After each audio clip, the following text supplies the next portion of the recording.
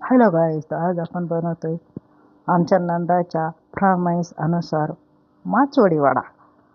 त्यासाठी मी माचवडीचं पीठ शिजून घेतलं आणि आता माचवडी बनवून घेतली. पीठ गरम असतं त्याच्यामुळं थापवायसाठी मी एक स्वच्छ कपड्यावर माचवडीचा मसाला पीठ काढून घेतलं आहे.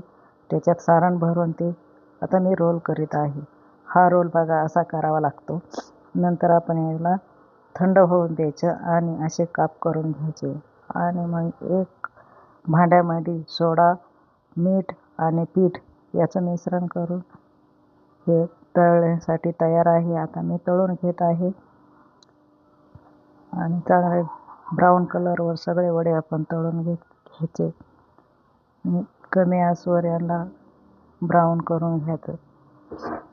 अगदी आतून खमंग असे खुसखुशीत झाले की खाण्यासाठी तयार आहे. हॅलो गाईज, आपण खाऊ शकता. आता आमच्या नंदबाई पण अशा आवडीने खाणार की बघा, खूप आवडतं त्यांना हे माचवडी वडा.